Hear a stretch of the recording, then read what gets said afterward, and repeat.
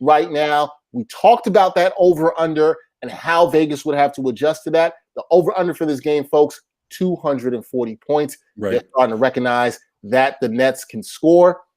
You know what? I kind of have to rock with Brian on this one. I don't give a damn about that 240. Take the over because teams are going to score on them anyway.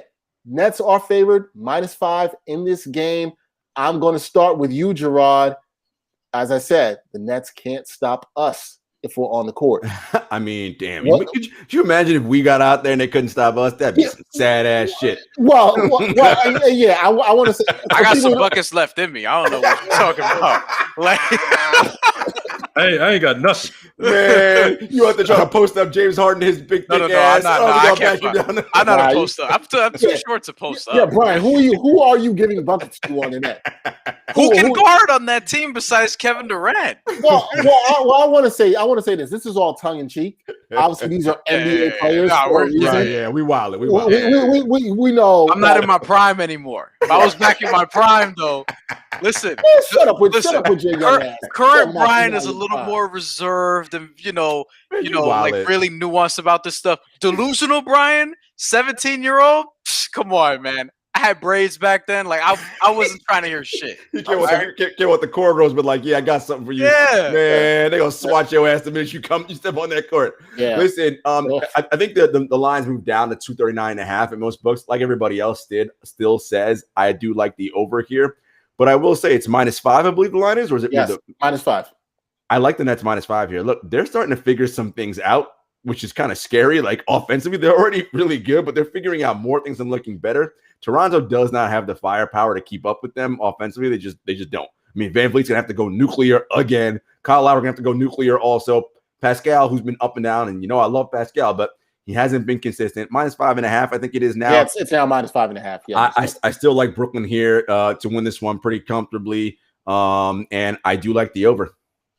I mean, you gotta like the over with the Nets right now. I see no reason to do that. Murph, this is your term. This is what you say. Banging the over here, I would think so. Yeah, I mean, you have to bang the over.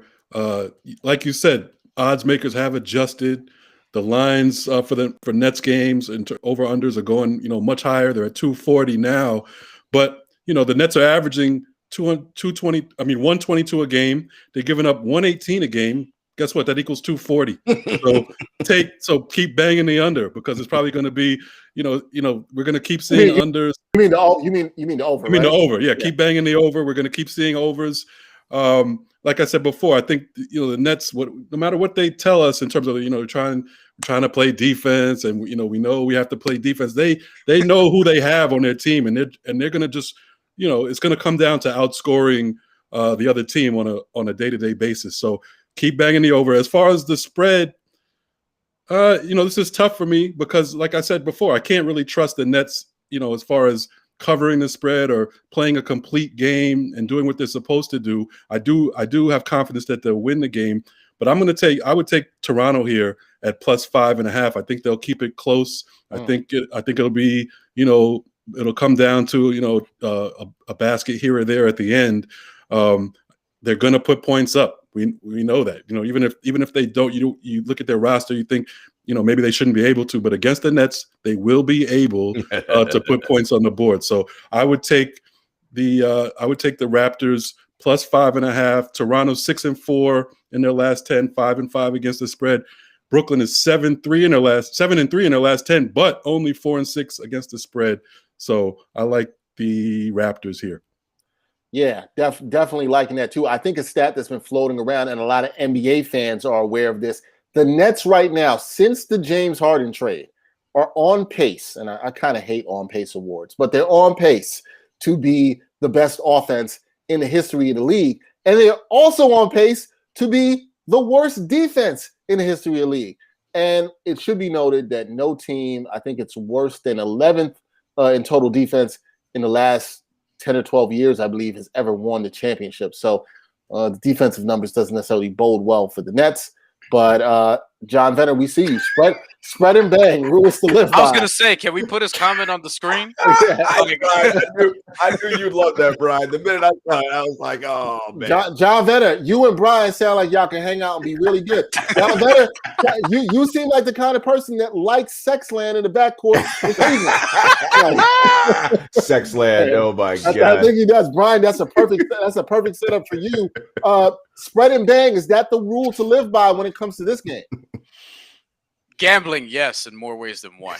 What I would say is that Fred VanVleet, I don't think he's going to get 53 points again.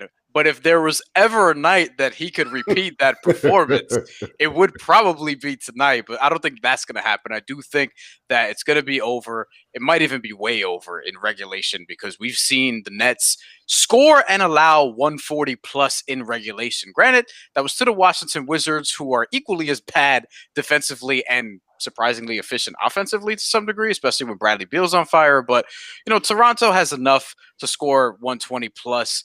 Pascal Siakam is up and down, but, he's going to get like 20 or something along those lines at least. You can depend on that. You're probably getting at least 60 from Fred VanVleet, Kyle Lowry, and Pascal Siakam on any given night. And the rest of the team can come up with the 60 if, Norman Powell's a big game, OG Anunoby, whatever. I think he's still hurt, actually. And that's ruining one of my fantasy teams, which is pissing me off. But that's another story for another day. I'm going with the over. And I do think that the Nets are going to win a tighter game than the 5.5 that is listed. So I don't think they're going to cover because, as Jamal pointed out, like, they've been in a lot of close games. They're not great against the spread. And the Raptors are the kind of team who would make this ugly and possibly win down the stretch. So it wouldn't surprise me if the Raptors were to win something like a 128, 126, or the Nets were to win like a 128, 126 game in regulation, because that's kind of the trend of what we've seen so far. So I'm more confident with the over than I am with the spread, but I would actually take both bets. Yeah, I'm with you and Murph on this. We're all confident with the over because it's the Nets. But in terms of the spread, I actually like taking the Raptors here as well, too. I really like the Raptors to muck it up in this game. I think they're going to come in tough. They're going to give Brooklyn a lot to handle because they just can't stop anybody. And the Raptors, we talked a little bit earlier about the championship DNA and them starting to play well, 6-4 in their last 10 games.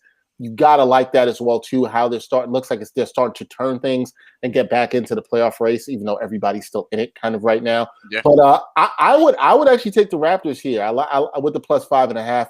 I would definitely look at them, too. But, the routine. So to borrow a line from the great Chris Berman, so you're all on the Raptors, huh? All on the Raptors for now. Let me just say this because our boy Greg is in the comments too, saying like Fred VanVleet, he can definitely score 50 points again. I'm not saying that's impossible, but I'm just saying like you want to take tonight. No, the game before he had 9. That's why I was shocked that he had 53. I was like, where the fuck did this come from? You know what I mean? Like, it didn't make a lot of sense. He had 9 points, 5 assists. He shot like 3 for 11, 3 for 13, something along those lines. It was a bad performance against the Orlando Magic, who, like, they'll do that to you regardless of who's on the court. They just have these games where they defend star players really well. So, and he's coming in hot. That's what that means. And if there's a prop out there, whether VanVleet will score 30, I would take that. I think he comes in confident and hot, and he's going to have to put up points against the Nets. So I could definitely see him dropping 30. And also, the Raptors are starting to play better. They understand they had a slow start. They need to start winning, so they're coming in here kind of desperate. Also, I think that's absolutely a factor. And look, you got to like these props as we go forward when it comes to players, star or semi-star playing against the Nets. They're gonna get buckets, right? Like they're gonna get buckets. Find them points. Find those points. That one game of 53 points brought his shooting percentage from like 39 to 42. It was ridiculous. That is crazy. He was absolutely on fire. All right, this is an interesting one. The late game on ESPN tonight. This is a really interesting matchup because we have Gerard's Celtics against the team that Murph doesn't trust in LA, the Clippers. So this should be, I'm really intrigued to see who's picking what here.